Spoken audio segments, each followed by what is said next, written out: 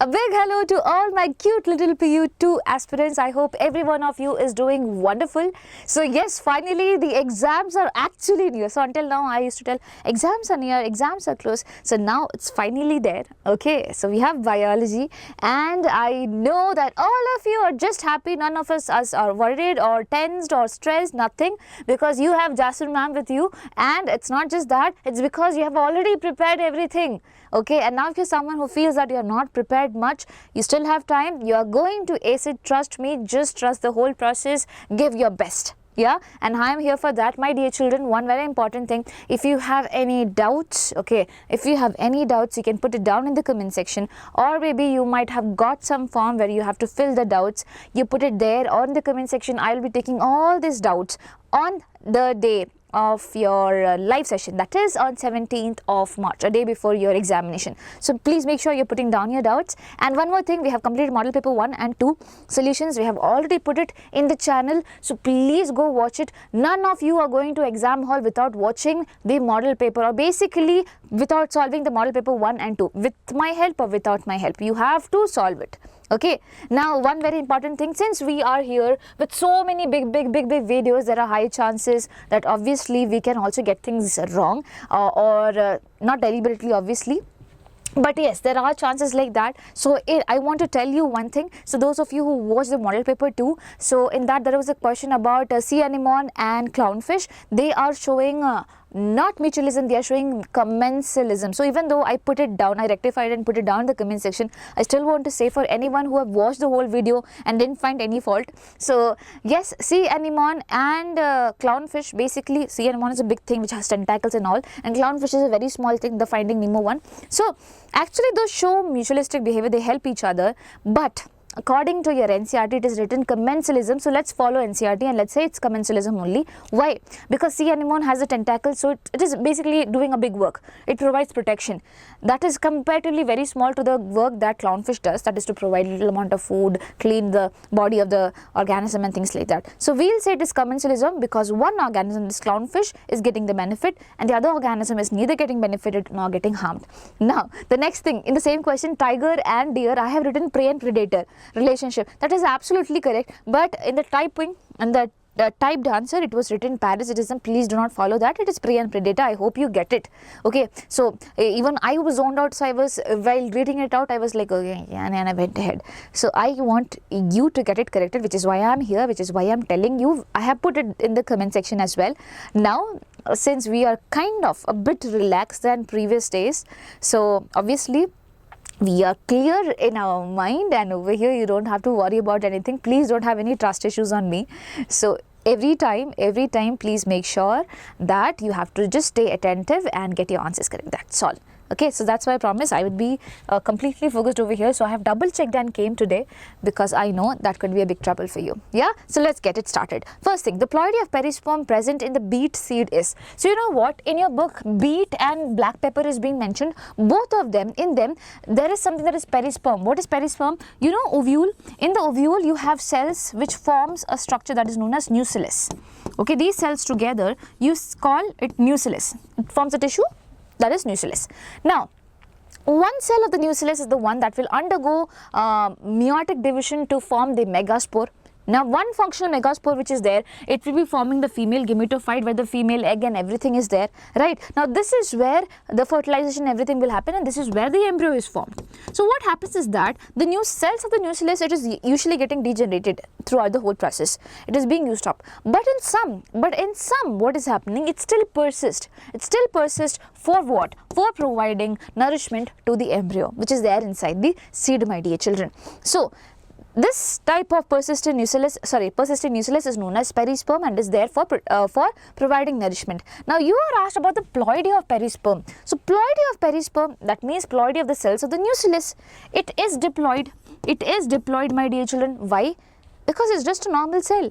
One such cell will be undergoing meiosis. When that undergoes meiosis, that's when it will be haploid. Until then, all of them basically are diploid only. None of them are going to undergo any change. They would be diploid. So your answer for this question is what? Diploid. B, diploid. Cool. So ploidy of perisperm is diploid. Now the next thing, and remember the examples, it is one is beet and the other one is black pepper, both start with BB. Now, some plants such as Viola, Oxalis and Camelina produce two types of flowers, namely, so Viola, Oxalis, Camelina, whenever you get this question, just understand there are two types of flowers that they have. One is the closed flower, my dear children, and the other one is the open flower. The thing about the open and the closed flower is, basically here, the female and the male reproductive parts are kind of exposed, but over here the female and the male reproductive parts are within this, they are closed. So every time over here the pollen grains would be landing on the same stigma. So I can assure that always autogamy is the only thing that happens over here, none of the other things would be happening. This is known as autogamy, where from the pollen grains of the same flower are going to land on the stigma of the same flower, that is autogamy. So here also autogamy can happen, but here other things can also happen, that is geitonogamy can happen. Geitonogamy means, suppose this particular plant has another open flower, okay, with male and reproductive part,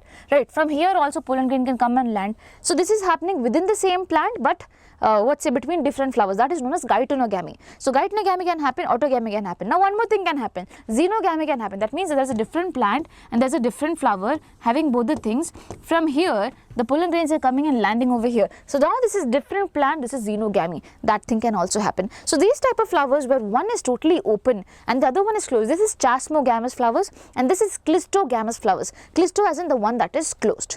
Okay, so it will always show autogamy and it will always have seed set being formed. Okay, a assured seed set is being formed over here. Remember that. Okay, so I'll say they have chasmogamous and clistogamous flowers. So this becomes your answer. Works? Chalo, next thing. The correct sequence of embryonic development in angiosperm is. Embryonic development in angiosperm or the flowering plants is what? First, zygote is being formed, you know, male and the female gamete fuses, you get zygote. From the zygote, you get pro-embryo, my dear children. Okay, pro-embryo. And then from pro-embryo, you get globular form of embryo, which is round. Then you get heart-shaped embryo. Then you get mature embryo. So initially you are not mature, right? When you are born, it takes time to be mature, right? So there is pro-embryo, then there is, you become goal-metal, we become round, okay, because we eat so much. So we are globular and then we are becoming cute at some point. So we have heart-shaped embryo and then basically there is mature embryo. It's not about us, basically it's about plant, but you have to relate and learn. So you should be having some method, right? So anyways, so your answer becomes what? Zygote, pro-embryo, globular embryo, heart-shaped embryo and mature embryo. This is the thing. If you have any other way of remembering it, you can remember it that way as well. Okay? Yes. Cool. Next thing. During pregnancy, the fetus develops limbs and digits. You know, limbs, this is the limb, forelimb, and digits. During which month? So it's said that after 2 months of pregnancy, that's when the fetus will be developing limbs as well as digits. Right, 2 months. In 1 month, how many weeks are there? 4 weeks. So in 2 months, 2 into 4, 8 weeks will be there. So can I say after 8 weeks is the answer for this question? During pregnancy, the fetus develops limbs and digits after 8 weeks. Okay, then after 1 trimester, that means after 3 months, what happens? Everything, your external genital organ as well as certain organs also develop, your limbs completely develop, your digits completely develop and things like that happens. After 3 months, complete thing happens. Okay. Now, but that does not mean the fetus development is completed. You still have time. Okay, you have to do something first, few more months, right? Now, in spermatogenesis, if FSH hormone is not secreted from the anterior pituitary gland, which stage is affected? So, you know, pituitary releases 2 things. One is LH, luteinizing hormone, and the other one is FSH. LH will act on Leydig cells, and the Leydig cells are the one that produces hormones, testosterone and things like that, which are very much needed for the whole process of spermatogenesis. Now talking about FSH, FSH will be going and acting on the Sertoli cells. So over here, my dear children, suppose this is a testis. In the testis, you have testicular lobules, right? I am making one big testicular lobule. Now inside that you have seminiferous tubules. This is the seminiferous tubule that you are having. Inside this you have certain cells which are known as Sertoli cells. Okay, now outside this you have certain cells which are known as Leydig cells. Now what happens? The LH that is there, luteinizing hormone, comes and acts on the Leydig cells and makes it release testosterone. Now FSH will be coming and acting on Sertoli cells and make it release certain factors which you call as androgen binding factors. Androgen binding proteins or factors, either way you can remember. Okay, androgen, that is ABP. And over here I told you LH is making a Leydig cell release what? Testosterone. And what is testosterone, my dear children? It is a male hormone, so can I just call it an androgen? The male hormones, you call it androgens, right?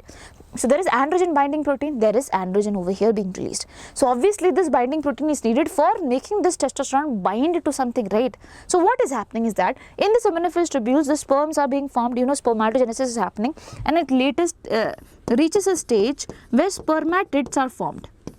Okay, spermatids are formed. 4 of them are formed. Now these spermatids are basically round things. But actually the sperms, are they round? No, they are elongated. So you have to basically differentiate them into spermatozoa. The mature form, that is spermatozoa. Okay, which are basically elongated sort of sperms. Now this process is known as spermiogenesis. What do you call it? You call this process as spermiogenesis. And for this particular process, you have to make sure that the testosterone are very much over here. Okay, throughout the whole process, yes, the testosterone which are being made up over here, they are going to get into the seminiferous tubules and they are going to act over there for the whole process. But over here, you have to make sure the amount of testosterone is way too much. So what does the Sertoli cells do? Sertoli cells, which is there for nourishment, it produces ABP. Okay, it produces ABP. So you have ABP over here. What will happen on this ABP? Who will come and bind? Androgen binding protein. Who will come and bind? Androgen, which is our testosterone, So testosterone will be coming and binding and making this process really smooth. So in spermatogenesis, if FSH hormone is not secreted from the anterior pituitary, which stage is affected? This particular stage will be immensely affected. That means the formation of spermatozoa will be immensely affected. So I will say formation of spermatozoa, or basically spermiogenesis, is the one that is being more majorly affected. That does not mean that other processes does not require all this thing. Other processes also require, but this is the major requirement over here. Got it? So this becomes your answer. I hope the concept is also clear. Children, if you are facing any difficulty understanding the concept, then also you have to comment down, okay? Or if you have understood the concept, I am helping you, then also you can comment down.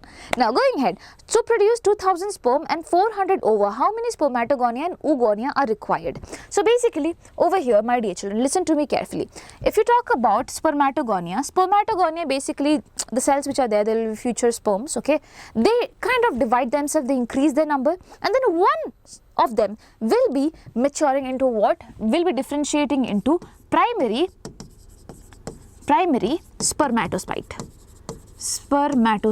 So basically this particular primary spermatocyte, which is diploid in nature, it has a normal chromosome number, it will undergo meiosis. So there is meiosis 1, where it will be forming 2 cells, and both of them, since it is meiosis 1, it is a reductional division, both of them will be turning into haploid cells. It was diploid, but now it is haploid, and this is what? Secondary spermatocyte.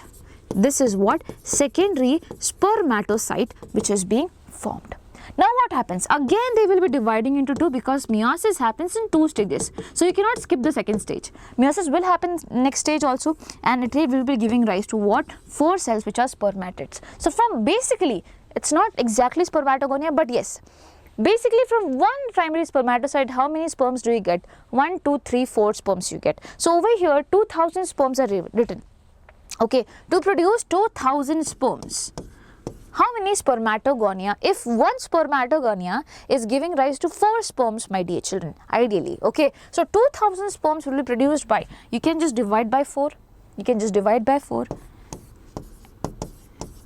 500 of them will be there. So 500, each of them will be giving rise to 4 sperms, which is why it is 2000 sperms. So I will say 500 spermatogonia is there. What about oogonia? So oogonia, same thing, they would be dividing by mitosis, they would increase their number. There will be one cell which is known as primary oocyte, my dear children. What do you call it? Primary oocyte. It would be having 2n number of chromosomes, okay. It will be undergoing meiosis. That is meiosis 1. Now it will be producing 2 cells. One cell as you see is chotusa, okay, and this one is big. Both of them will be having haploid number of chromosomes over here. But what happens is that this one, which is known as polar body, the first polar body, it is of no use as of now. Okay, it can be degenerated, can be used up, but it's not of any use. This cell, which is known as the secondary oocyte, will be persisting there. Okay, so there is 2 secondary spermatocyte over here, but over here we say ideally there is only 1 secondary oocyte. Now this secondary oocyte will undergo meiosis 2. Again you get a small cell and a big cell. This is meiosis 2, my dear children. This will be still haploid. So this is the second polar body that is made, again that is of no use. So at the end you just have 1 haploid cell, and this haploid cell is nothing but the ovum. Nothing but the ovum. So basically from 1 primary oocyte, what are you getting? You're getting just 1 ovum. So 400 ova if it is there. 400 ova it is there. How many oocytes should be there? Basically in their sense, how many oogonia will be there? Though that's not very correct, but still. So one primary oocyte is giving rise to 1 ova. So 400 ova are there, that means 400 primary oocyte, or basically 400 oogonia will be there. It will be the exact same number. So I'll say 500 spermatogonia and 400 oogonia is the answer for this particular question. Okay, kind of a bit confusing but not very difficult. Now, which among the following sexually transmitted infections are not curable at all? So you can remember this by H. So 3 of these diseases basically have a H in them. Hepatitis B, genital herpes and HIV infection. These 3 are the ones which are not at all completely curative. It will be there throughout the life. Okay. Hepatitis B, genital herpes and HIV infection. I hope that is clear. Cool. Now, a pedigree chart is given below. Identify the trait responsible for this inheritance pattern. So obviously whenever you look at the pedigree chart, just see through it. If this is a diseased version, right? When they are shared, that means that person, or basically that generation, has a diseased version of organisms. So if in every generation you are seeing that the disease is being passed, okay, then it is dominant trait. It will be what? A dominant trait. So over here if you see, in this generation there is no one who is diseased. So I cannot say that this is a dominant trait. So wherever I see dominant trait, I can just cross it up. Now I have autosomal recessive trait and I have X-linked recessive trait. Now my dear children, in X-linked recessive trait also, okay, one parent, that is the father parent, will be diseased because it is a recessive trait and it is X-linked. It is X-linked recessive trait, that means there is only one X in father. So if it was in this case, then obviously, okay, just a second. If it was like this, my dear children, then there is a normal chromosome to overshadow its effect. So it is not a recessive condition. Okay, so in that case, the mother will be just a carrier. She won't be showing the disease. But if the condition is like this, where the father has just one X chromosome, there is no one to overshadow its effect, my dear children, that father will be having the disease. That father will be having the disease. So again, if it is X-linked recessive disorder also, still the father would be having the disease. He would be diseased. So in this condition, that is also not possible. So what do I say? Mostly never it comes. Okay, X-linked dominant trait and all, never it comes, but still. Now you're left with what? Autosomal recessive trait. Is it autosomal recessive trait? Yes, it can be autosomal recessive trait. So both of them basically can be carriers. When carriers they come together, what will be happening? The children would be having it. So how do you find the recessive one? Recessive trait you can identify. They skip the generation. They kind of skip the generation because a lot of them are just carriers. So over here also you see their parents are just the carriers, which is why they are not diseased. But here the children are diseased. Here the parents are not diseased, but here the child is diseased. You get it? So basically it will be autosomal recessive trait which is being mentioned over here. So I will say this is the answer. An autosomal recessive trait is not going, it's basically any gender can be equally affected. Okay, I hope you got it. Now in lac operon, if mutation occurs in the Z gene, what will happen? So there are 3 genes, Z, Y and A. Z codes for beta galactosidase. So if there is a mutation in the Z gene, obviously beta galactosidase is the one that is not going to be produced. What about Y gene? Y gene codes for permease. What about A gene? A gene codes for transacetylase. Okay, cool. So this becomes your answer. Easy question. Now match the type of man with their origin periods and choose the correct answer. Cool. So we have Ramapithecus, Australopithecus, Thespians, and then we have Homo erectus and Neanderthal man. So in this, the most oldest version is what? The Ramapithecus, my dear children. So I will say Ramapithecus would be going with the second option, that is 15 million years. Rest all of them are shorter than that. So this will be going for 15 million years ago. So A should be going with 2. A should be going with 2. There is only one option like that. Okay, now let me see D also. Let me just see D. Neanderthal man, among this, it is the most latest version. Neanderthal man should be most nearest to us. So basically it is 1 lakh to 40,000 years back. So D goes with 3.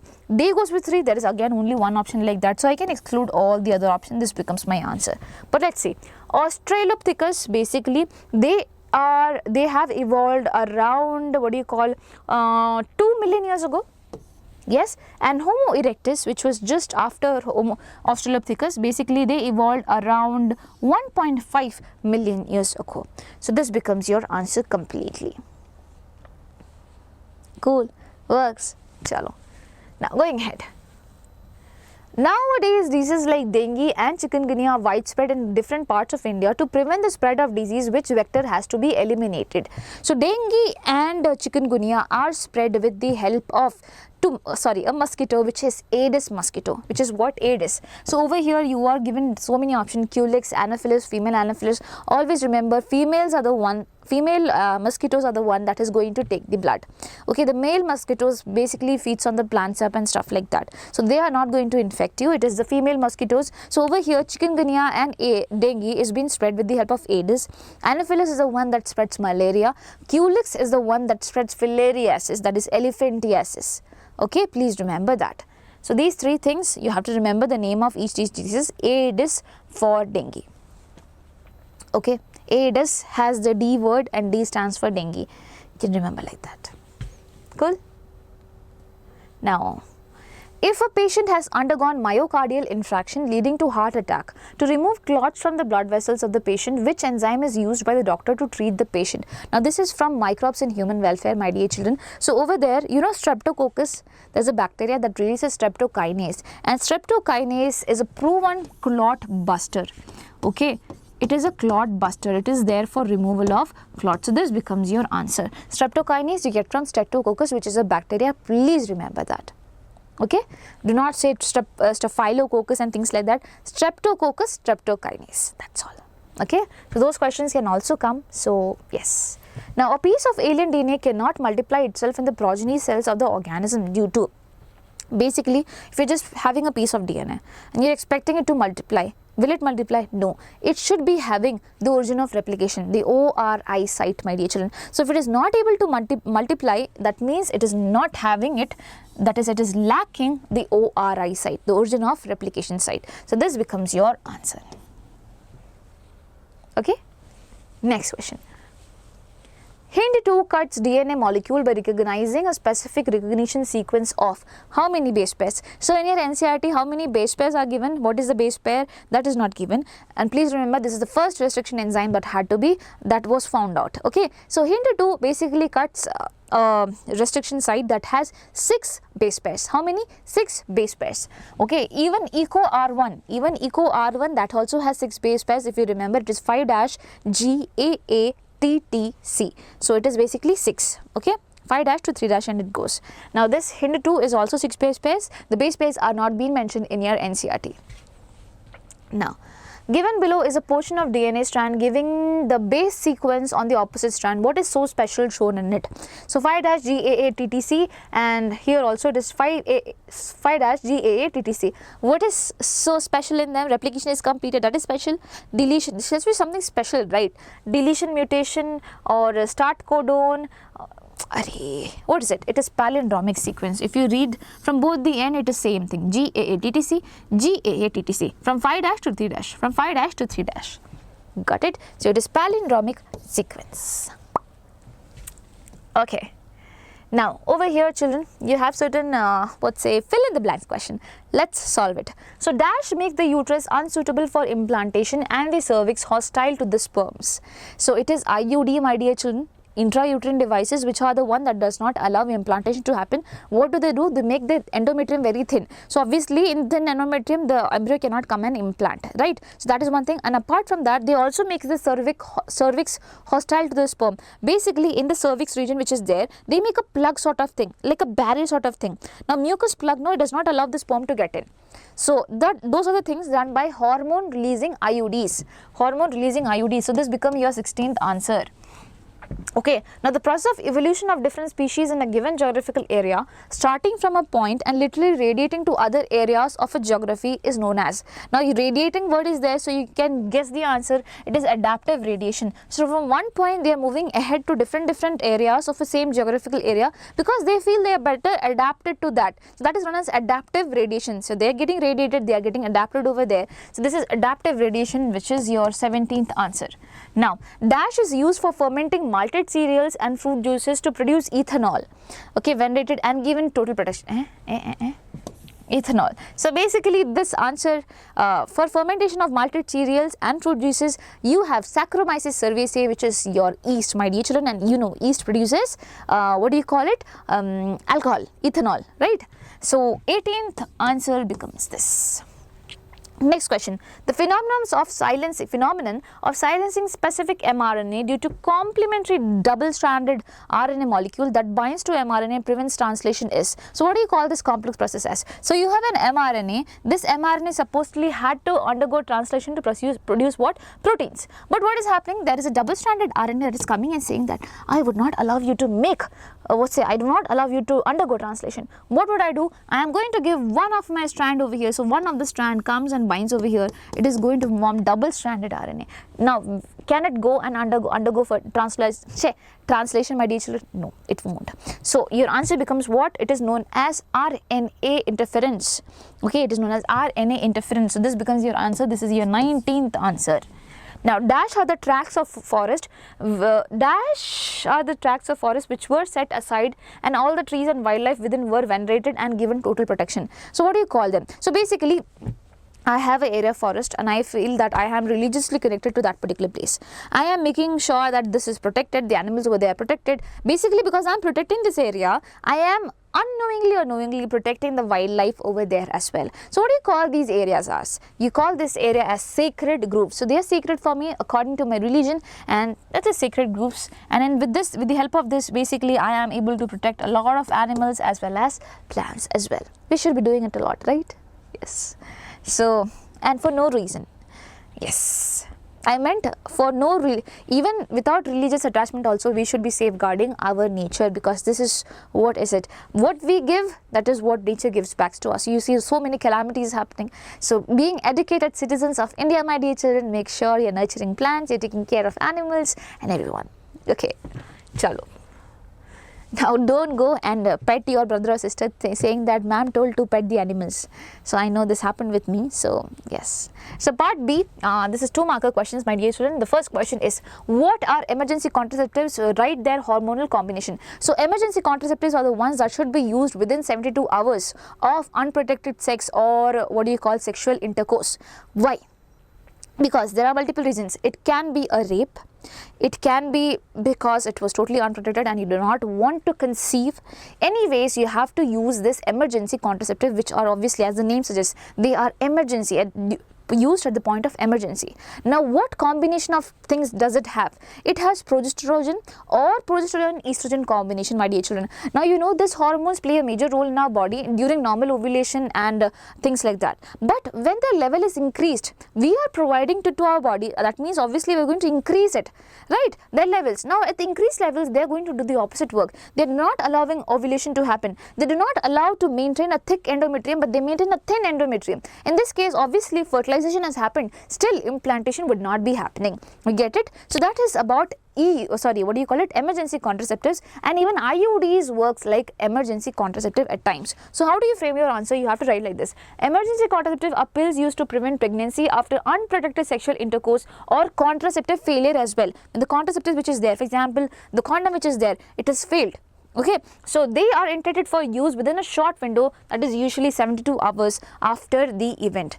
Administration, that is not after, usually 72 hours.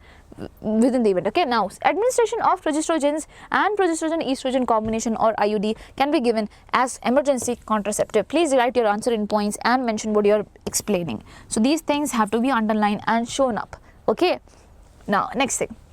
List the measure to check the population growth rate. So what are the measures being taken up by the government? So this is there in reproductive health. People usually get confused with this thing being there in organism and population. So this is there in reproductive health chapter, my dear children. So there are certain measures that was taken. Okay, that is promotion of small families. The government encourages small families through campaigns like Hum Do, Hamare Do, and promotes contraceptive methods to control population growth. Legal measure was taken, that is marriageable age for females was 18 years, was made to be 18 years, and males 21 years. Why? Because earlier what was happening, child marriages were happening, people were marrying, they were conceiving, and there was population growth that was happening. Okay, no one knew how to take care of the baby also, and it was a really bad condition. So now the marriageable age has been increased so that people become at least bit mature, okay, to make a decision whether they want to conceive or not. Get it? Now incentives were given for small families, that was there. So couples with fewer children receive benefits and incentives to encourage what? Family planning. Because obviously the population grows, do we have resources? Do we have resources to give to all the human beings who are out there? No, my dear children. If we want resources, we should be taking care of our nature really well. You have to remember that. So these are the measures, okay? Please put down these measures in points on the day of your exam as well. Now going ahead. What is haplo-diploid sex determination mechanism? Mention an animal which exhibits this. So haplo-diploid sex determination means, that means if a cell is diploid, if it has the whole number of chromosome, it will turn into female or male, whatever sex is there. And if it is haploid, if it is half the number of chromosome, it will be turning into male. That is haplo-diploid sex determination. So over here, it depends upon the number of chromosome an organism has, that determines the sex of an organism. This is being shown in honeybees. You know honeybees, they have this particular type of thing. So in them, the female will be having 32 number of chromosome, the male will be having 60 number of chromosome. So this is diploid 2n and this is haploid, that is half the number of chromosome. Now when they are forming gametes, obviously the female have to undergo meiosis.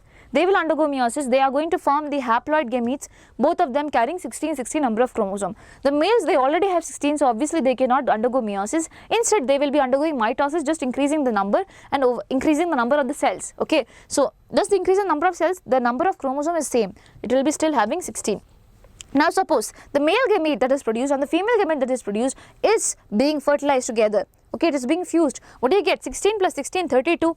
Now 32 if it's there, that means it has to be a female. This will be a female. It is diploid, that means it has to be a female. Now 16 was there from the female's end. Suppose it is not undergoing fertilization. So without undergoing fertilization, this particular organism will become a male, my dear children, because it has 16 number of chromosome and there is no fertilization that is happening. And this process is known as parthenogenesis. Please remember, it is different from parthenocarpy. Okay, so parthenogenesis is happening over here. Cool? Works for you? Okay, so this is being shown in honeybees. You have to write it properly. The haplo-diploid sex determination is a system in which sex of the individual is determined by the number of chromosomes set it inherits. Males developed from unfertilized eggs are haploid, that means they have single set of chromosome. Females developed from fertilized eggs are diploid, they have two sets of chromosome. The queen bee lays eggs. If an egg remains unfertilized, it develops into male drone. If an egg is fertilized, it develops into what? Female worker or a queen. So if the queen is about to die and things like that, that's when the royal jelly is being fed to the workers, and that's a whole interesting thing. You should be watching it somewhere. Okay, or if you want to know after exams, I can tell you as well. After the exams, you will be like, who is Jasmine ma'am? I don't even know. So I know that, but yes. Now, please write that in points and please make sure that you are making this as well.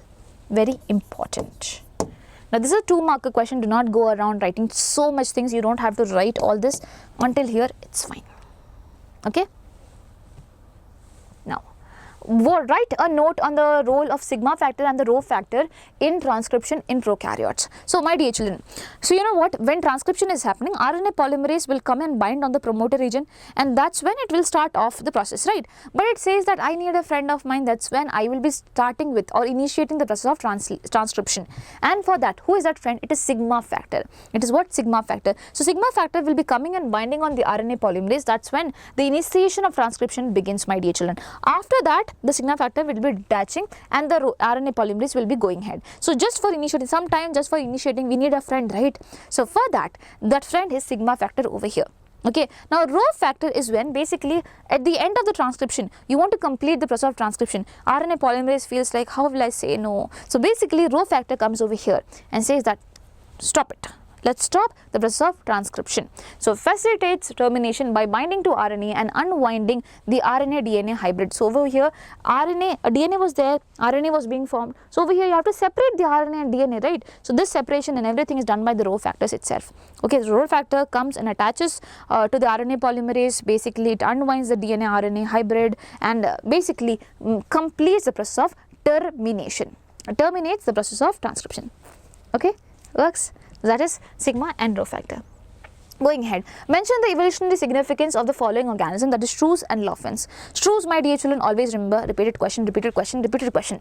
Okay, shrews are among the primitive mammals. They are the primitive mammals. They have kind of resemblance with some type of reptiles as well, which makes us understand that probably we might have evolved from what? Reptiles. Okay, we also might have evolved from reptiles. So shrews are among the earliest mammals and represent the primitive ancestors of modern mammals, providing evidence of mammalian evolution from the reptilian ancestors. Okay, they provide an evidence that we might have evolved from the reptiles. Now, talking about dolphins. So dolphin or coelacanth, okay, it is also said as coelacanth. Basically it had big fins, big hefty fins, and basically it was a fish. It was there in the water, but it was able to walk around as well with the help of the fins which were there. So it was thought to be extinct but was later found. Okay, now it is extinct. So basically after seeing that, people got to know that yes, this is from where we actually got our modern day amphibians, that is frogs and salamanders, which are able to live both on land as well as water. So again, this is an evidence that yes, the amphibians which are there, they might have evolved from the fishes, my dear children. So they mark a critical step in vertebrate evolution, bridging the gap between fishes and the land dwelling animals. These animals called dolphins evolved into, they are not the amphibians, okay, they evolved into what? The first amphibians that lived both on land and water. They were the ancestors of the modern day frogs and salamanders. Okay, so these both are evidences. So always remember, we have Pisces, that is fishes first, then from them came amphibians, then from them came reptiles, and from reptiles you got two things. One is us, the mammals, and the other one is what? The aves, birds. Okay, chalo. Now, write the role of cyanobacteria that act as biofertilizers. First thing, you have to talk about biofertilizer. What is biofertilizer? An organism which is there to provide nutrition or basically nutrients to the plant, that is going to be known as biofertilizer. Since it is of biological origin, you know, fertilizers are usually made up of chemical components and stuff like that, which will be really bad for the soil quality. It will lead to a lot of stuff. So instead of having such chemicals, why can't we use organisms that can fix nitrogen, fix phosphorus for everything for us? So cyanobacteria is one such biofertilizer, and you have to talk about the role of cyanobacteria. So it helps in nitrogen fixation, you might be knowing. Cyanobacteria like Annabella, not Annabella, okay, so it is Annabella, it is Nostoc and Oscillatoria, fixes atmospheric nitrogen, enriching the soil with essential nutrients. So nitrogen gas is in, they have triple bond between them, right? So it is very difficult to break them. So what do this particular bacteria do? They kind of convert this thing into something else and then provide the plant with nitrogen sources, okay, in the form of nitrates and nitrites. Cool, that is what they do. So they are there for fixation of nitrogen. Examples are Annabella, Nostoc and Oscillatoria. Now apart from that, they also increase the soil fertility. How? They add organic matter to the soil, improving its texture and fertility. How? Basically cyanobacteria can be doing photoautotropism, that means they do the photosynthesis. So obviously if they are doing photosynthesis, they are going to make organic matter, and this organic matter can be put to the soil, and obviously it will enrich the soil fertility and its texture. Apart from that, they are used in paddy field. Cyanobacteria act as natural biofertilizers in rice field, promoting plant growth and reducing the need for synthetic fertilizers. So in paddy field where rice are being grown, obviously there also cyanobacteria can be used.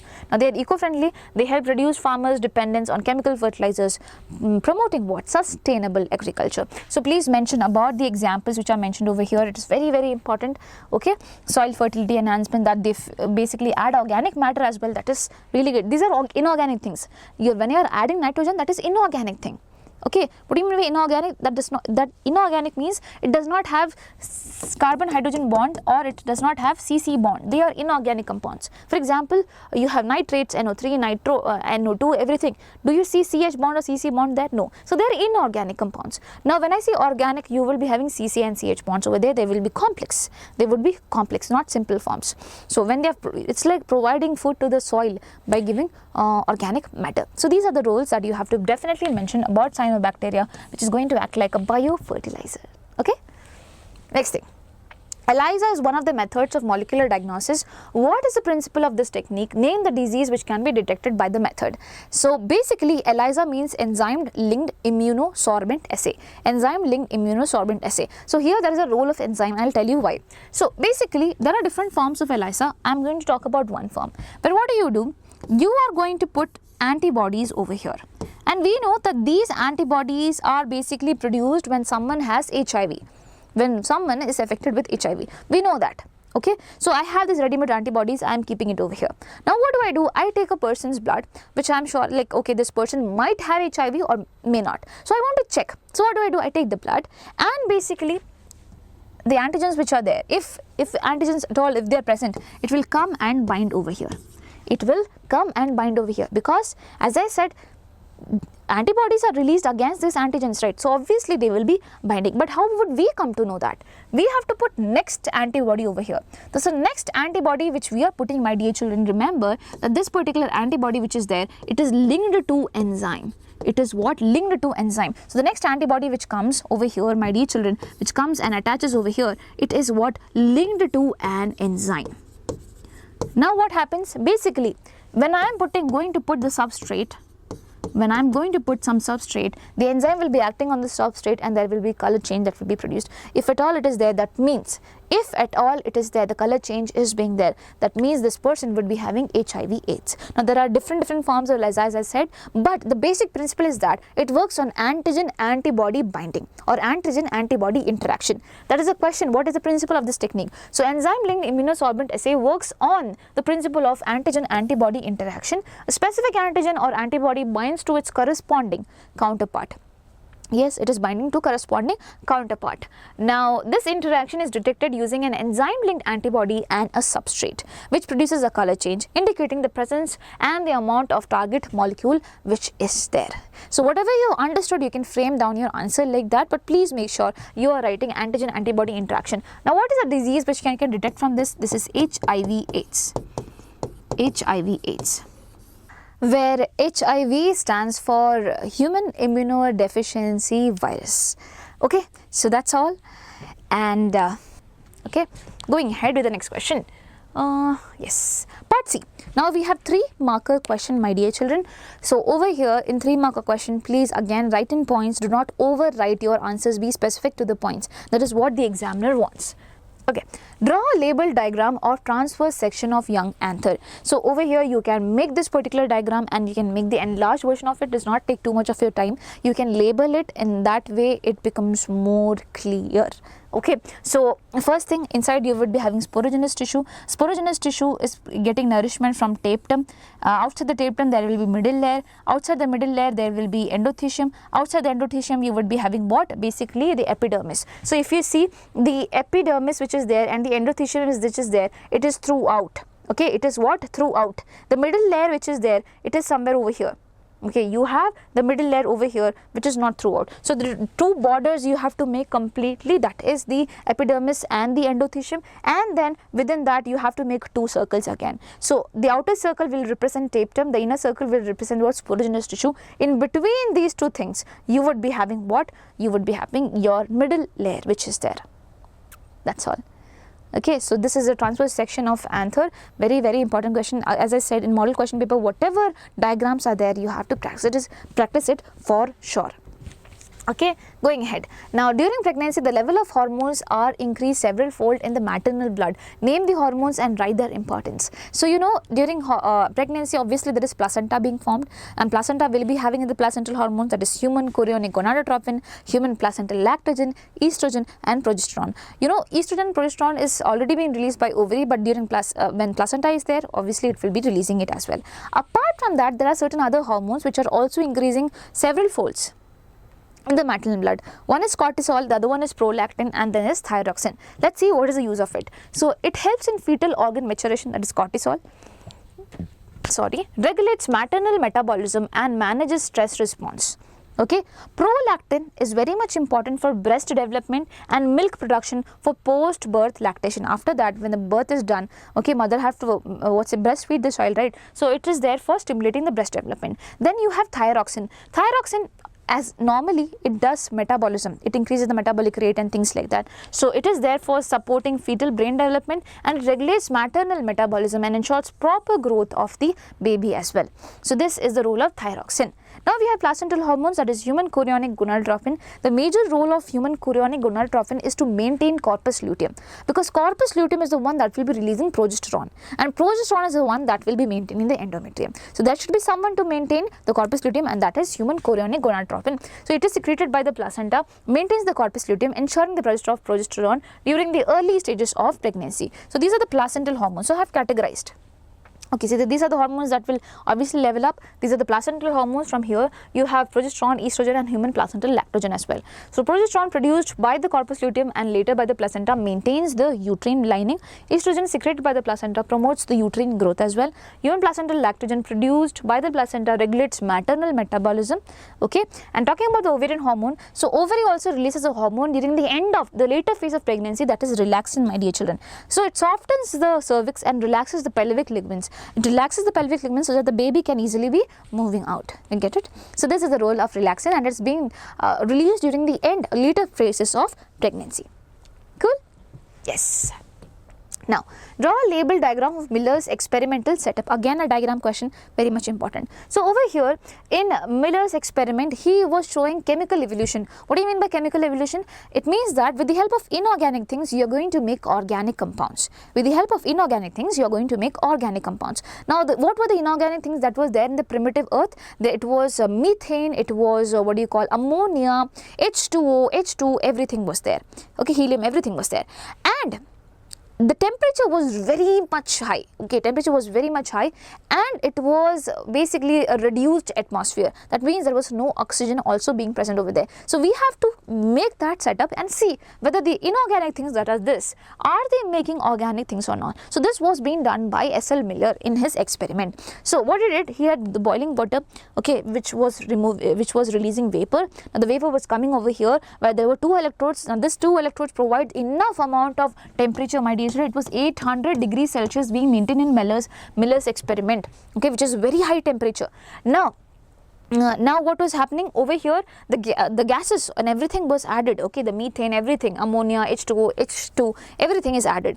Now, and it was reduced, that means there was no oxygen over here, it was very close setup. At the end, it was found that liquid water was getting trapped over here, and in this liquid water, there were amino acid, there were nucleic acid, which was being found out. So, obviously, this amino acid is what? Organic compound. So, from inorganic things, you are getting organic things. So, this was the whole setup. Now, you think 800 degrees Celsius, is it something normal? Now, how crazy is that? How did this guy make this? So, that is commendable job, right? So, yes, this was done by S.L. Miller, and I hope you never forget that it's 800 degrees Celsius, and also that it had a reducing environment up there, and the name of the gases. Cool. Now, the use of biocontrol measures will greatly reduce our dependence on toxic chemicals and pesticides. Justify with an example. So, the use of biocontrol measures, as in what do you mean by biocontrol things? So, you know, pesticides were used, and pesticides are chemicals, and when we spray chemicals, aren't we just going to ingest these chemicals as well, because we are spraying it on plants and those plants are being eaten by us. So, people thought, why are we using these things? Instead, we can use biocontrol agents, as in organisms that are going to eat on the pest. So, in Hindi there is a statement, dushman ka dushman hamara dushman. So, it's not like that. Enemy's enemy is our enemy. That is what in English it is. I don't know how do you say in Kannada, but I'll surely learn it. I'm in the process, okay? So please do not be angry with me, but yes. So I was saying, yes, so it's just like that. So over here in biocontrol measures, what we are doing is that we are taking organisms which are going to feed on the pests which are there, and in a way we are basically killing the pest, and that's why we do not need pesticides. So use of biocontrol measures reduces dependence on toxic chemicals and pesticides by utilizing natural predators, parasites or microbes to control pests in an eco-friendly manner. Now what is an example of this? You have to give an example, right? So there is Bacillus thuringiensis. You know, Bacillus thuringiensis is a bacteria. It's a bacteria. Now what it does is that it has a gene in it which is known as cry gene, and the cry gene produces a toxin, prototoxin, okay? It is inactive version. Now this toxin is inactive in the bacteria's body. Suppose I am the bacteria and it's very inactive in my body. Now I have been eaten up by a pest. A butterfly caterpillar came and ate me, okay? Now I am inside the gut of the butterfly caterpillar. Butterfly caterpillar, okay? So over here, this particular organism which is there, it has the prototoxin, that is I am the bacteria, I have the prototoxin within me, and I am basically inside the other organism, that is a pest, butterfly caterpillar, right? So over here, this prototoxin is going to get activated. Why? Because in the gut of the organism, there is alkaline pH. What pH, my dear children? Alkaline pH. And alkaline pH is where?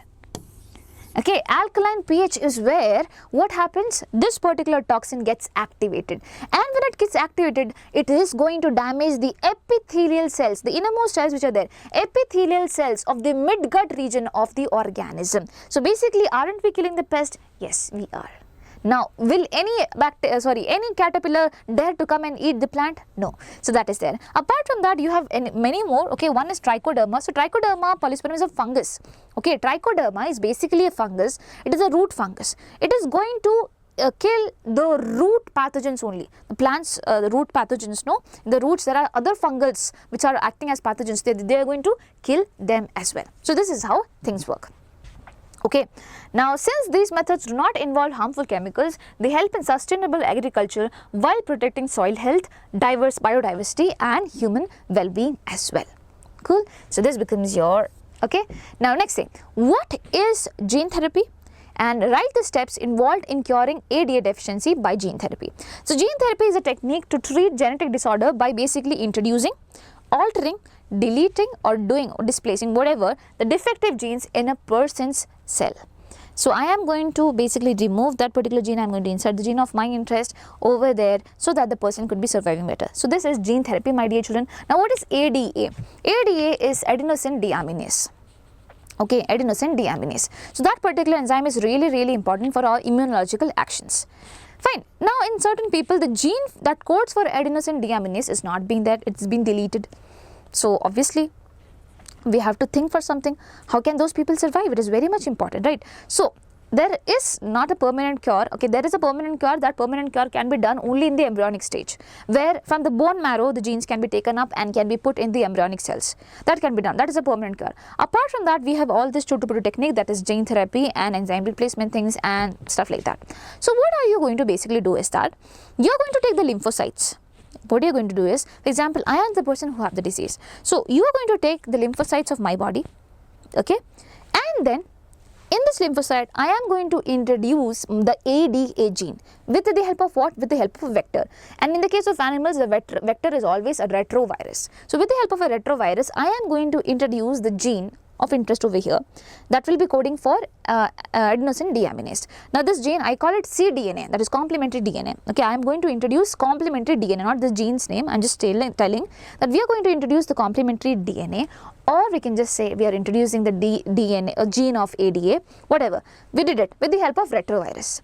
Now what happens? Basically, the modified virus carries the functional ADA into the isolated lymphocytes. Now, genetically corrected lymphocytes which are there, my dear children, the corrected ones, are being put up back into my body. Now, I basically have the enzyme. But again, is it a permanent cure? No. Why? Because basically these lymphocytes will be dying up. They have a lifespan, right? They will be dying up. They are not immortal. So I have to again do the same process. repeatedly. So since lymphocytes have a limited lifespan, the procedure is repeated periodically. So these are the steps involved in ADA deficiency. So over here, isolation of lymphocytes, first thing, insertion of functional ADA gene with the help of a retrovirus, and then gene transfer into the lymphocytes. Okay, gene transfer is being put into the lymphocytes, then reintroduced into the patient, my dear children, and then repeated therapy is needed. Okay, and what is gene therapy? It is where you are introducing, altering or replacing the defective gene in a person's cell. Okay, cool, works. Now next, pyramid of energy is always upright, can never be inverted. Give reasons. So what do you mean by upright? So over here, if you see pyramid of energy, I say producers which are there. Okay, for reasons, that is plants. They have 10,000 kilojoules of energy. Okay, now suppose there is rabbit, the primary consumer. It has 1000 kilojoules of energy. Why, ma'am? Because from here to here, when energy transfer is taking place, it is not 100% efficient. There will be some loss. There will be some loss, and the plants will say, hey, I have to use something for myself also, no? I have to live as well. So obviously, I will be using something, and when I will be giving it to you, some amount of it will be lost. That is, I will say only 10% is going to go to the next topic level, which is why here it will be 1000 kilojoules that is left. Now, suppose a rabbit is eaten by tiger. Okay, tiger. So over here it will be again 100 kilojoules. So if you go up, you always see that there is loss of energy, my dear children. Okay, there is little amount of energy which is being passed, always 10%. So obviously this has to be upright. There is no choice that it can be inverted. Now there are certain logical reasons which are being put up over here, which you have to put up on the day of your exam as well. So pyramid of energy represent how energy moves through a food chain. First, define it properly. From plants to herbivores to carnivores, it is always upright, meaning the base which is there has the most energy, that is the producers, and the top, that is predators, has the least amount of energy. Why can't it be inverted? First thing, energy comes from the sun, and who is there to trap the energy? Can a tiger come and trap the energy, my dear children? No, it has to be a plant. So plant captures the solar energy and store it in the food. This is the starting point of all the energy in an ecosystem. Now energy is lost at each step. Right, when herbivores like deer basically is going to eat the plant, only 10% is going to be passed on. Why? Because some of it will be lost as heat, some of it will be used up by the plant itself, right? And energy transfer is obviously not 100% favorable, right? So this particular time, 10% of energy is the only thing that goes up. Now less energy for carnivores. When a carnivore eats the herbivore, another 90% of energy is lost. Yes, so the amount of energy keeps decreasing when you move up. No energy left for an inverted pyramid. Okay, if you see an inverted pyramid, if the top level had more energy than the bottom, it would mean energy is magically increasing. Obviously, which does not happen in nature. Since energy keeps decreasing, the pyramid will never be upside down. It will be always what? Upright. It will be always upright. Cool. So you can write these 3 points. Fine. Chalo. Next thing. Now, there are many reasons for conserving biodiversity. Briefly explain the reason for conserving biodiversity from the narrowly utilitarian point of view. So, over here, according to narrowly utilitarian point of view, we should be conserving biology because, I'm so sorry, not biology, biodiversity, because it is giving something to us. It is giving products, nature products, for example, food, for example, medicine, for example, industrial things, timber I want rubber, all these things I am getting from it. Economic value, okay, basically it is helping in promoting tourism and everything, which is again giving me some money out there. So this is why I should be, conserving biodiversity. Now, why is this even a point? Because people now want a reason to conserve biodiversity, not because this is beautiful, but because it is giving us something. We are getting selfish. We are actually getting selfish. Now, this selfishness is shown in the narrowly utilitarian point of view, where we are going to save the biodiversity. Why? Because it is going to give us some essential resources. So, biodiversity is conserved because it is directly benefits humans by providing essential resources and services such as food, okay, medicine, industrial products such as raw materials for industries including timber, fiber and oils, economic value. Many species supports livelihood, trade and tourism, which generate the income. In this view, biodiversity is conserved because of its immediate and tangible benefits to human survival and well-being. I hope you got it and this becomes your answer. Cool? Works. Chalo, going ahead. Now we have part D. In part D, my dear children, so part C and part B. Part B had 2 marker question. You have to attempt only 5 of them. Okay. Part C has again 3 marker question. You have to attempt 5 of them. Now part D have 2 sections. In section 1, you have to attempt 4 5 marker question. In section 2, you have to attempt 1 5 marker question. So in total, you have to attempt 5 5 marker questions, my dear children. Okay. So let's start. Over here. Draw a neatly labeled diagrammatic sectional view of male reproductive system. So over here, the sectional view according to your NCERT, as you can see. Are you?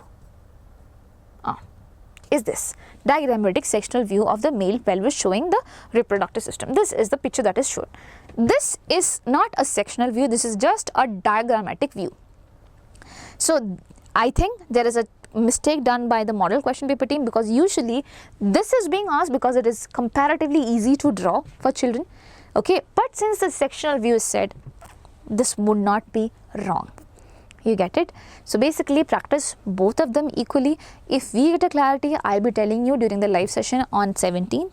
But if sectional view is asked, okay, according to what till date, okay, the information which is there, it will be this sectional view. Diagrammatic view will be this. So it can be an error from their end. So probably they might have meant this, but yeah. Anyways, okay, so these 2 pictures should be there in your head. So 5 marker thing, so this is not a joke, you have to make it. Please practice it, okay. Now define aneuploidy, give 2 examples of aneuploidy, mention the karyotype of Klinefelter syndrome. So first let's concentrate on aneuploidy. What do you mean by aneuploidy, my dear children? Aneuploidy is basically a condition which arises when you have excess chromosome or you have loss of chromosome. Okay, aneuploidy is a condition when an organism has abnormal number of chromosomes either due to gain or loss of 1 or more chromosome. So it is caused, why? Because of non-disjunction of chromosome during the cell division. Remember, this point is very much important. Non-disjunction, where is it? Where is it? Where is it? Yes, non-disjunction during cell division. That means they are not separating properly, which is why this is happening. Suppose, so this is a pair of chromosome. Okay, this pair of chromosome, from each of them, only 1 chromosome should be going to each gamete. But over here, both the chromosome came together into 1 gamete. So other gamete does not have a chromosome. So the person that will be getting this one would not be having that chromosome addition, and this person will be having an extra chromosome up over here. You get it? So either it's a loss or it's a gain. Now example, you have Down syndrome, which is caused by trisomy of 21st chromosome. That means what happens? So we have a pair of 21st chromosome, from one from a mother, one from a father. Suppose 2 from one parent came. So now we have 3 chromosomes. So this is known as trisomy. And on which chromosome is this happening? This is a 21st chromosome that is being spoken about. So 21st chromosome, it has 1 extra chromosome. You call this condition as Down syndrome, my dear children, where the person will be having a round face and the palm crease will be very much visible. There will be furrowed tongue. There are so many features up there. Short statured, yeah. And yes, so how do you basically write the number of chromosome, or how do you write the karyotype for this? So in our general body, we have 44 autosomes. Normal chromosome, which is responsible for all the other features and things like that. And then we have a pair of sex chromosomes, that is XX, it is a female, or it can be 44A plus XY, it is a male. So this is a 45th chromosome, this is a 46th chromosome. In total, we have 46 chromosomes. Now in the case of Down syndrome, how many autosomes are there? This is 21st chromosome. 23rd chromosome is the sex chromosome. So if it is happening in the 21st chromosome, that means we have to add up over here. So it should be 45A plus XX, that means it's a female who is having Down syndrome, or it can be 45A plus XY, that is a male who is having Down syndrome. Now we have one more example. You have 2 examples is given. So you have Turner syndrome. What happens in Turner syndrome, my dear children? Again, over here, there is only 1 X chromosome that comes in a gamete. The other gamete does not have any chromosome. So it is basically a condition that is known as XO condition. There is only 1 X chromosome up over here. So here the number of autosomes will be what? 44A plus XO. Or There is nothing else that you can put. So it is basically 44 and 45th chromosome. There is no 46th chromosome. So I will say it is monosomy of X chromosome. There is only one X chromosome. So it is monosomy of X chromosome. This will be trisomy of 21st chromosome. So again you can see there is a gain here, there is a loss. So which is why it comes under aneuploidy. Okay. Now talking about, mention the karyotype of Klinefelter syndrome of an affected individual and write its symptom. Now Klinefelter syndrome, if you talk about that, you have to write about the what's the karyotype as well. In Klinefelter syndrome, what happens is that person should be getting X chromosome from one person, another X chromosome, but over here, person should be getting one chromosome from the mother, one chromosome from the father. But over here, what is happening? One extra chromosome is also coming. One extra chromosome is also coming. So rather than making it over here, I'll make it over here so that you don't get confused. So it is XXY. One extra X chromosome comes over here, my dear children. So again over here, what will be the 44 autosomes will be there, but it is XXY condition. There are extra chromosome up over there. Okay. Now you can also write it as 47 because 47 chromosomes are there. Yeah. 44, 45, 46, 47. So 47 XXY can also be written for this. This is the karyotype. Now what is features, right? The symptoms. Basically this person will be tall. They will be having masculine features, but they would also have gynecomastia, which is what development of breast. Okay, in the case of males. Apart from that, they will be sterile. Why? Because there is no spermatogenesis happening in their body. Okay, they will be sterile because their reproductive organs are not mature. Okay, and tall stature, rest of the things I already explained. So underdeveloped secondary sexual characters, as I said, reproductive organs are not mature, which is why this happens. Gynecomastia is enlarged breast in males, and infertility due to lack of spermatogenesis, tall stature with long arms and legs as well. So this is the case of Klinefelter's syndrome. Cool? Works? Chalo. Next. Now identify the polarity of X and Y in the above given diagram. So this is the diagram that is given. You have to identify what is the polarity of X and Y. So this is an mRNA. Okay, this is an mRNA. Now, and how many more amino acids are expected to be added to this elongated polypeptide chain? So how many more? Okay, so if I zoom this, see, you are asked about the polarity of this and this. This is an mRNA. The polarity of this RNA is 5' to 3'.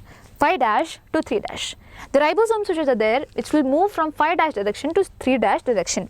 Okay, so you see so many amino acids being made. So this is 5' and this is 3'. Your first question is solved. Second question says how many more amino acids are there to be added to this polypeptide chain. So if you see, next code is what? UAA and UA, UGA, UAG. Three of them, basically they are stop codons. So they are not going to code for any amino acids, my dear children. So there are no amino acids that are going to be added up there because there is a stop codon. Got it? So you have to write that 2 points. Now, which sequence of bases are generally founded? Bases are generally founded at the X and Y polarity. So what do you find over here? What type of sequences do you find over here and here? Well, these regions which are there, they are known as untranslated regions, UTR, untranslated regions, because they are not going to undergo the process of translation, but they are really important. Okay, they are really important in maintaining the stability of the mRNA and making it safe and everything like that. So if we have seen the hnRNA which is there, hnRNA is the initial thing that you get from DNA, right? Transcription, you get hnRNA, this undergoes processing to form mRNA. When it undergoes processing, what happens in the mRNA? There is capping being done. 5-methylguanosine is being added up over there at the 5' end. Okay. And over here at the 3' end, polyadenylation has happened. That means adenine is being added repeatedly. So it is a big tail of adenine. So all these things together, you call it untranslated regions, my dear children, which are very much important for maintaining the stability. So I hope that is also clear. I will show the answer, do not worry. Now mention the anticodon for alanine and valine amino acids based on the diagram. So you have to tell the anticodon for alanine, this is alanine and this is valine. So if the codon is GCA, if the codon is GCA, the anticodon which will be present on tRNA will be what? G opposite is C, C opposite is G, A opposite will be U. So it will be what? CGU. CGU for alanine. What about valine? Here it is GUU. So G will be having coding with U. Sorry, G will be coding with C. you will be coding with A and you will be coding with A. So it will be CAA for valine in the anticodon. Okay, over here you have all the answer, please do not worry. Now, what is the composition of the catalyst involved in peptide bond formation in this process? So you know this amino acid and this amino acid has to form peptide bonds. And I'll tell you a fun fact. So RNA which is there, okay, it was said to be not stable because it has catalytic activity. And you know what? The ribosome is made up of ribosomal RNA. So obviously it also has catalytic functions. So over here the composition of this is catalyst responsible for peptide bond formation is peptidyl transferase, that is the name of the enzyme, that is peptidyl transferase, which is a ribozyme RNA with enzymatic activity. It is a part of a large ribosomal subunit. In prokaryotes it is 23S rRNA of the 50S subunit. In eukaryotes it is 28S rRNA of the 60S subunit. So in your book it is written 23S rRNA, it has a catalytic function. So please remember that. So what is it? It is peptidyl transferase. Now this is nothing but a ribozyme, an RNA with enzymatic activity, my dear children. Now this is a part, in the case of prokaryotes it is 23S rRNA, okay, and it is of the 50S subunit. You know, large subunit and small subunit is there. So large subunit is a 50S subunit. In that there is 23S rRNA which is going to do this function. In the case of eukaryotes, again the large subunit, that is 60S subunit, there will be 28S rRNA which will be doing the same work. Cool. So in mRNA, translation occurs from 5' to 3' direction, hence ribosomes move from left, X to right. In the diagram, X represents 5' end and the Y represents 3' end. Okay. No more amino acid would be added as there is a stop codon, that is UAA over here. Now remember the stop codons UAA, UGA, UAG. Okay. Now at the 5' end, the 5' cap is there, that is usually a modified guanine nucleotide, that is 7. That is what? 7-methylguanosine. It is a 7-methylguanosine. Okay. And over here at the end 3' end, the poly A tail is there. A sequence of multiple adenine nucleotides are there. These structures help in mRNA stability, export from the nucleus and translation. So they are providing stability. They help in the transport of mRNA from the nucleus to outside and also help in translation. Basically they are also known as UTR. Please mention about untranslated regions. So first you can talk about untranslated region, then you can talk about the whole thing. Okay, so these regions which are there at the end of 5' end and the 3' end which are not going to undergo translation is known as untranslated regions, my dear children, and it is very much important, the stability, export and this thing. Then you can talk about 5' cap and poly A tail. Cool. Now alanine anticodon is CGU and valine anticodon is CAA. I hope that is correct. CGU, CGU and CAA. Yes. Now the catalyst responsible is this, and remember the name of the enzyme and this thing and this thing. Cool. Chalo. Next, list the salient features of human genome. So these are the salient features. As I said, there is no other way than to remember it. Okay, there is no shortcut to it. So human genome contains 3,164.7 million base pairs. The average gene size would be having 3,000 bases, and the largest one we have found is dystrophin gene, my dear children. It's a very important protein, and this dystrophin gene has around 2.4 million bases. Okay, now the total number of genes which we know is around 30,000. Is around what? 30,000. It was assumed that we would be having around 80,000 to 1,40,000, but it is just 30,000. And also one more thing, the genes which are known, okay, 50% of their function we know, other 50% we do not even know what is their function. Now less than 2% of the entire genome is actually going to code for proteins. Rest of it is repetitive sequences which do not have any direct coding function, but obviously they have some, they shed some light towards evolution and diversification. Okay, we see that we are kind of having the similar repetitive sequence like certain animals, and that's how we get connected. Okay, now the chromosome number 1 has the most number of genes, that is 2968. And chromosome number Y which is there, it has the least, that is 231. You know, it is the smallest. Yeah. And scientists have identified about 1.4 million locations where the single base DNA differences are there. That means me and you are different only at single base pairs. You get it? Rest everything is same. So those type of things are also being present in our body. Cool. So this is about human genome which you have to write. Please write all the important points. Now what are lymphoid organs? Write the functions of the lymphoid in response to immune system of our body. Bone marrow, thymus, spleen, lymph nodes are given over here. So lymphoid organs are, my dear children, they're basically the blood cells, okay, how can I categorize? Okay, so lymphoid organs are the ones where the lymphocytes are going to develop, they are going to mature, they are going to be sensitive to antigens, they are going to do their action. Now the lymphoid organs which are there, I can divide them into two categories. One is primary lymphoid organ and the other one is secondary lymphoid organ. Primary is where they are actually going to be made, okay, they become mature also into antigen sensitive lymphocytes, but they do not act over there, they do not need antigens over there, they do not fight over there. Where do they go and fight? They would be fighting in the secondary lymphoid organs. Cool. So I can divide them into two categories. So lymphoid organs are specialized tissues where production, maturation and activation of lymphocytes occur, playing a crucial role in the immune system. Now functions of lymphoid organs in the immune system is, first thing, you have bone marrow. Bone marrow and thymus, as I said, they are the primary lymphoid organs. Remember, you have to imagine bone marrow. So inside the bone, you see the red thing which is there. Okay, there is red marrow and there is yellow marrow. So red marrow is containing lots of stem cells. You know, stem cells, they have the potential to divide into different type of cells. So there are certain hematopoietic stem cells, as in those cells will be only giving rise to blood cells. In blood cells, you have WBC, you have RBC, you have platelets, everything. So these cells are going to, hematopoietic stem cells are going to give rise to lymphocytes, RBC and things like that. As of now, we are focused on lymphocytes only. So your B and T lymphocytes are formed here in the bone marrow. They are produced here. B lymphocytes stay there for maturing. They will be mature there. T lymphocytes will be moving to the next thing, that is thymus, which is also a primary organ. Why a primary organ? Because this is where they get matured. They do not see antigens over here. This is where the T lymphocytes are going to mature. They are going to differentiate into antigen sensitive lymphocytes. Okay, antigen sensitive lymphocytes, my dear children. Now what will happen? From here, from both these places, these guys are going to move to other areas. That is spleen, that is lymph nodes, that is Peyer's patch and everything else. Okay, tonsils and everything else. So I'll read out each of them. So bone marrow, the primary lymphoid organ where all blood cells including lymphocytes are produced. Now it is a site for B lymphocyte maturation and it is essential for antibody production. So B lymphocyte is the one that produces antibodies, so obviously it is very much important. Now thymus, a primary lymphoid organ where T lymphocytes mature and differentiate. It secretes factors necessary for development of cell mediated immunity. Now T lymphocytes are the ones that helps in cell mediated immunity, which is why that is written.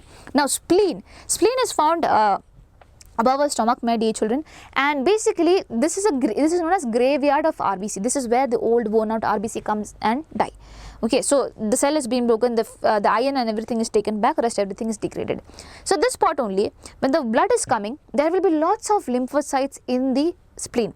These lymphocytes will be capturing down the pathogens which are there and going to kill them.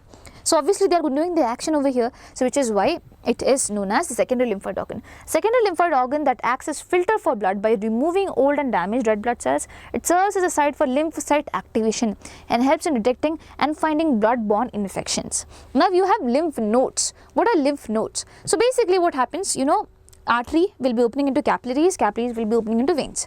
So when they open, the capillaries are like two things. Okay, so they are thin walls. Some fluid will be coming out of the capillaries and they come in between the cells and the tissues which are there. If they stay there, it will lead to inflammation and things like that. We do not want that. So there is another system, there is another vascular system which will be taking this fluid and giving back to the vein. Okay, so that system is known as lymphatic blood vessel system. Now lymphatic blood vessel system, they have kind of checkpoints. So lymphatic blood vessels, if they go, they have like swollen regions like this, which would be lined with so many lymphocytes, my dear children, which would be guarded with so many lymphocytes. So anytime a pathogen will be coming, so from this fluid that is moved out, no, in this fluid there will be pathogen that is roaming around the blood, right? These pathogens could be coming right over here. So the lymphocyte will quickly go and capture them and basically kill them. So these are lymph nodes. Again, a site where these guys are acting. You get it? So lymph nodes, doctors and all, if you go to doctors, they might be checking like this. Why? Because they are seeing the lymph nodes over here are swollen or not. If they are swollen, that means you have an infection over there. Okay, got it? So this is a thing that you should be definitely knowing. So secondary lymphoid organs that filter lymph and trap pathogens, that is lymph nodes, preventing their spread. They provide a site for activation of B and T lymphocytes, initiating an immune response. Apart from that, you have your tonsils, which you usually say very bad words that in tonsils. Basically it is like your body is trying to protect you. Okay, in tonsils also we have so many lymphocytes and they try to fight back.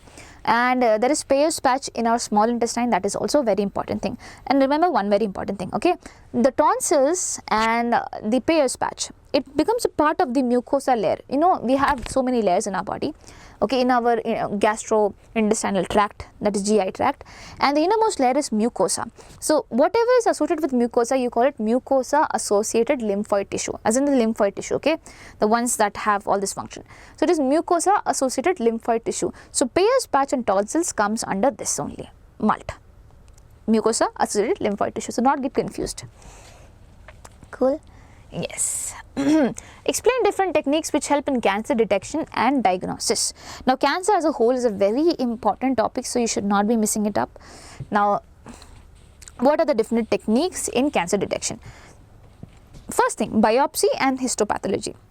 Biopsy means, for example, there is a lump in my body. This particular lump, basically the cells over there or tissue over there is being cut down. That is biopsy.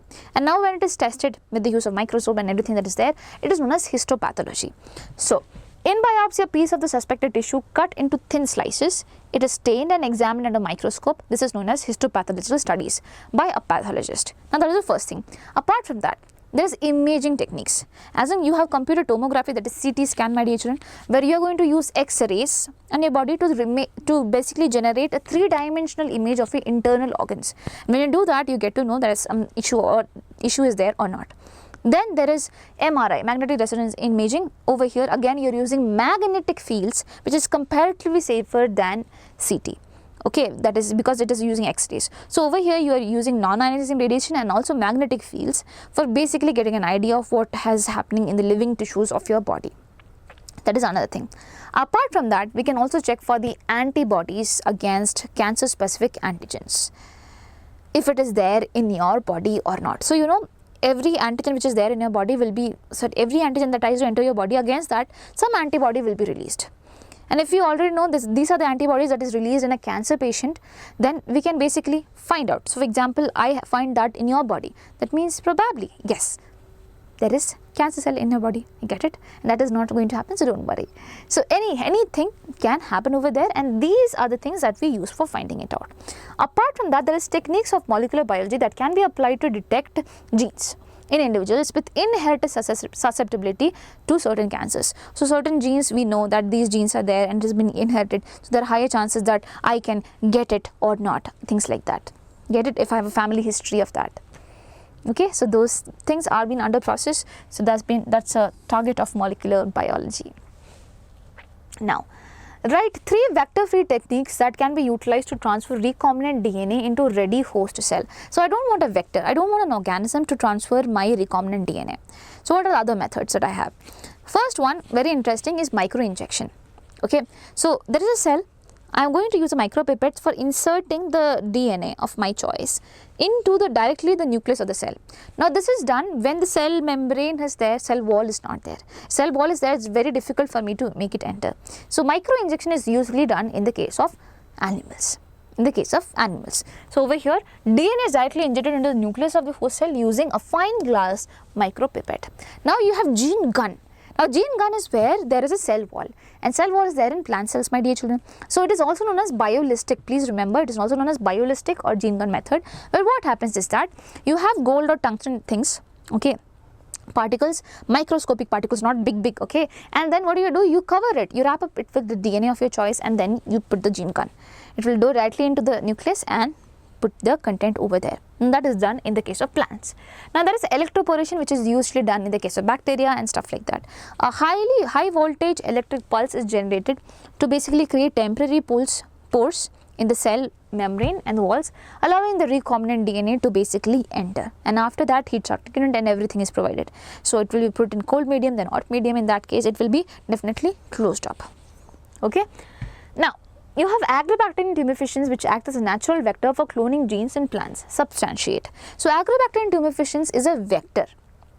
I am calling it a vector because it is going to transfer the important things. And now it is said it is a natural vector because it is going to be used in the case of plants. It can be used in the case of plants. How can that be a natural vector? Let's see that. So Agrobacterium tumefaciens, you know, this is the bacteria.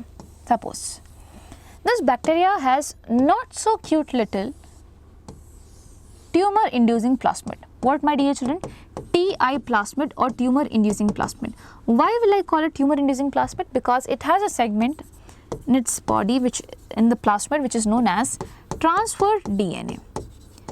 Suppose this is a plant that is there, and this particular bacteria is going to infect the plant. What it does is that this tDNA is being put into the plant, and this tDNA will be making something that will make the plant have a tumor. So this is the usual thing. Ma'am, how can we use this as a vector? This is kind of really bad. How can I do this to the plant? So what do? Is that we are going to remove this tDNA segment. Instead, we are going to put our gene of interest over here. When we are going to put our gene of interest over here, aren't we just transferring our gene of interest? Yes, we are doing so. And in that way, we are basically making it a recombinant thing. Got it? Got it? So you have to write that. So mechanism, Agrobacterium tumefaciens contains a TIA plasmid that can transfer a segment of its DNA. Now this tDNA integrates into the plant genome. It is put in the plant genome. Now used in biotechnology, scientists modify the tDNA region to carry desired genes instead of tumor causing genes.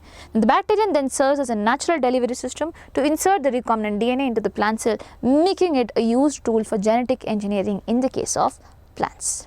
That's all. So you have to write it one by one in points and you get the marks.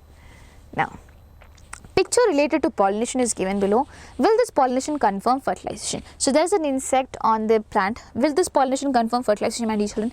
Any pollination is not going to confirm fertilization, because pollination is just the transfer of pollen grains on the stigma. Now this pollen grain has to germinate. Male gametes have to go and fuse with the ovum, which is not the ovum, I'm sorry, female gamete which is there, right? So obviously pollination cannot guarantee fertilization. If pollination, germination and everything happens, that's when fertilization will be happening. So obviously this answer is a big no. Now what are the floral rewards provided by the plants to insects to revisit? So plants are like, obviously I want insects to revisit because insects carries so many pollen grains on them. So what are the rewards that the plant can give? First thing is nectar.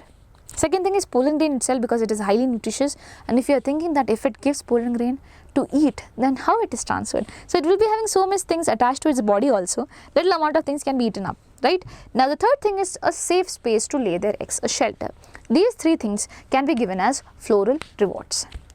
Now, mention the characteristics of a flower in this pollination other than the floral rewards. So, the flower pollinated or basically insect pollinated plants should be brightly colored, even though the insects cannot see the color, but yes, there are some things that happens, okay, with the help of their view, they can be seeing certain things when it's bright, okay. Now, apart from that, that's an interesting thing you can go and search. Now, not now. Apart from that, basically if there are smaller cells, okay, they can be fragrant, they should be fragrant so that it can attract the pollinators. Now if it is, if the pollination is done by what do you call bees or beetles and stuff like that, at that point, not bees, basically flies and beetles and the stuff like that, at that point of time it should be having a foul odor. Instead of a good smell, it should be foul odor, because that is what they attract it. You know, Rafflesia, that is the biggest flower, it gives this foul odor, which is why the flies and everything comes and pollinate it. Now, apart from that, if these flowers are very, very small, so to make it appear big, they should be coming in inflorescence. So it makes it inconspicuous. So that is also one thing. So I have put down all the things over here. No, pollination does not allow conformation fertilization. Why? Pollination is just a transfer of pollen grains from the anther to the stigma. Whereas fertilization occurs only if the pollen grains successfully germinates, forms a pollen tube and reaches the ovule to fuse with the egg cell. Now, nectar, pollen grains and shelter is the things that the plant gives. Now, majority of the insect pollinated flowers are large, colorful, fragrant and rich in nectar. Small flowers, they would be clustered into inflorescence for conspicuousness. Now, flowers pollinated by flies and beetles secrete foul odors to attract the animals. That's all. Done. Now, going ahead. Thalassemia is quantitative problem of synthesizing globin explained in detail with respect to the chromosome number of genes and alleles and the features. So why will I call thalassemia a quantitative problem? First thing, thalassemia is an autosome linked recessive disorder. What is it? Autosome linked recessive disorder. This can happen to men and women equally. Cool. Now you know what hemoglobin is there in the RBC? Hemoglobin is made up of two globin chains, that is alpha globin and beta globin. Cool. Now alpha globin, the gene that codes for alpha globin protein, is there on chromosome number 16. Okay, and beta globin chain is there on chromosome number 11. Cool, works. I hope I'm correct with the number of chromosomes. I'll just still check. Okay, so this is the thing. Now over here, what happens is that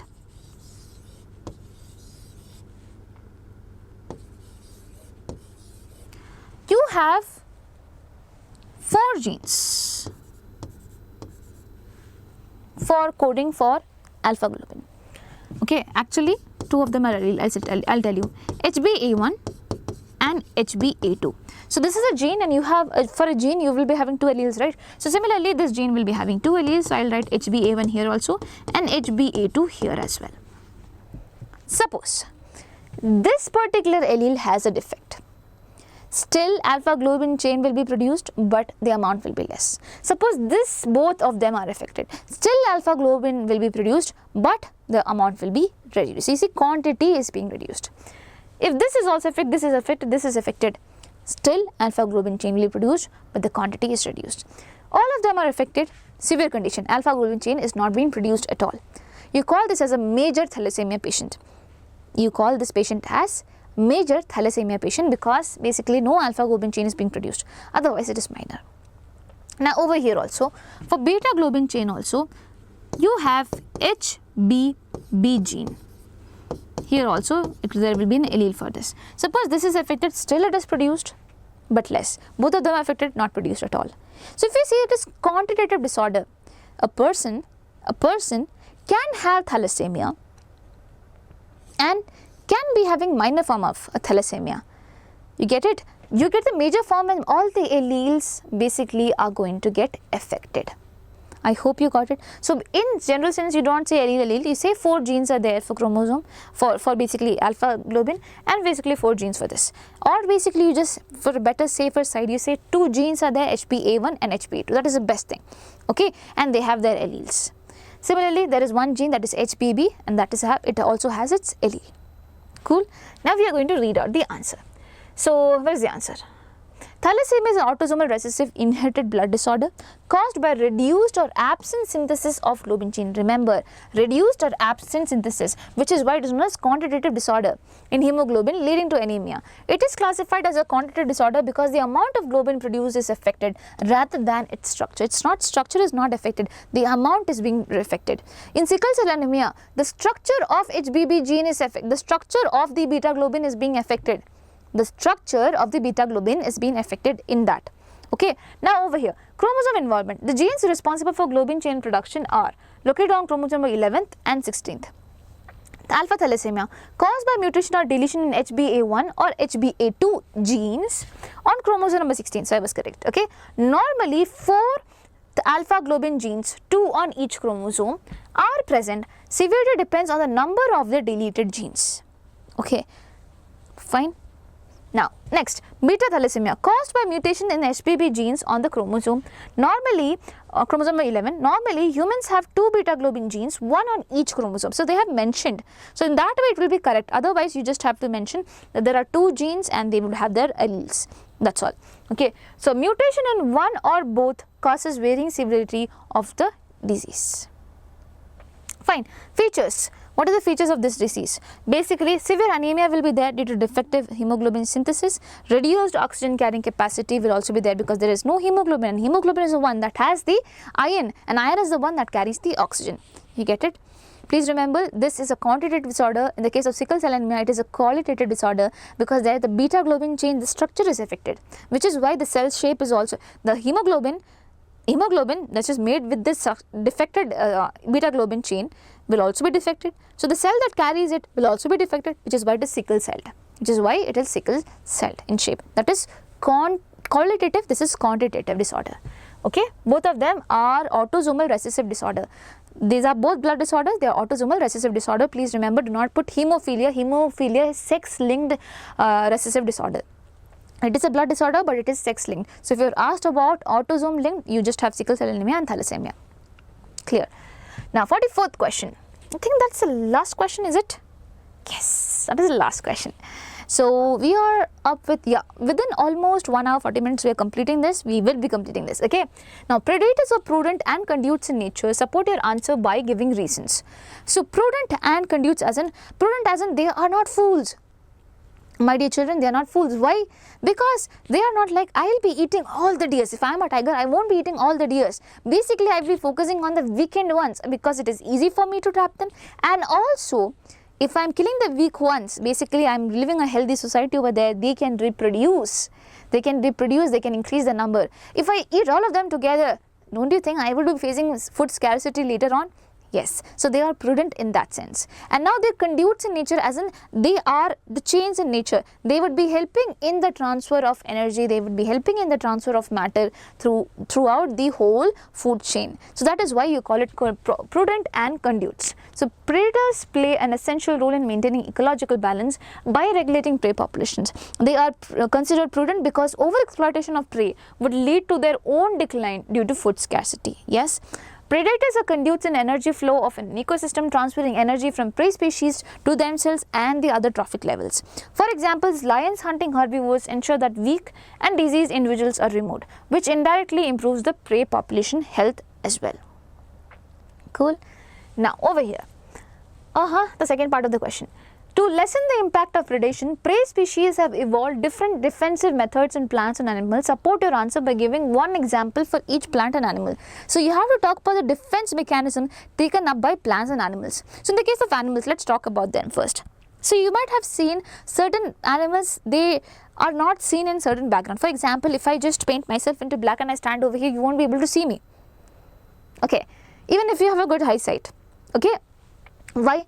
Because I am able to camouflage, and this is a defense mechanism that they have, but I cannot entirely call it a defense mechanism. This is a way to save themselves. Yes, fine. Apart from that, you have an example of monarch butterfly. That is a perfect example. The monarch butterfly, it is highly distasteful. It is highly distasteful. For example, an organism comes and eats me. I am the monarch butterfly. It will be really bad. That organism would not be coming back again to eat this monarch butterfly. Why is it highly distasteful? Because in its caterpillar stage, it was feeding on a plant which had certain toxic things, and it was not getting infected, it was just storing it. That is one defense mechanism. In animals, you can mention that. In plants, you have thorns in acacia and things like that. These thorns are obviously going to provide protection. Apart from that, you have this plant. What is the name of this plant? I forgot. Calotropis, yes. Calotropis is there, as you can see over here. Okay, Calotropis produce what? Poisonous cardiac glycosides, my dear children, which eaten up by any organism, they would be having some problems in their body. Okay, because it is highly toxic. So obviously once if it had, next time it won't be coming and having it. So thorns and acacia cactus are morphological means of defense. Many plants produce and store some chemicals which make the herbivore sick when they are eaten, inhibit feeding and things like that. Cool. Now in animals, some species of insects and frogs are cryptically colored to avoid being detected by the predators. Some are poisonous and therefore avoided by the predators. Monarch butterfly is highly distasteful. So all these things are being mentioned up over here. Done? Cool. And with this, we are completing model paper 3 of our whole thing, PU2. I hope you understood everything. If you still have doubts, please feel really free to put it down in the comment section. I am here to solve your problems. Your exam are nearing, so you should not be putting your doubts into your head. You should be telling it out. Okay, so do not think that anyone will come and judge you over here. There is no one to judge you, and there is no one who should be doing that as well. So I believe in that. I just wish you all the love and luck. May you guys score really well. I'm praying for you all. Best wishes. Bye bye. Take care.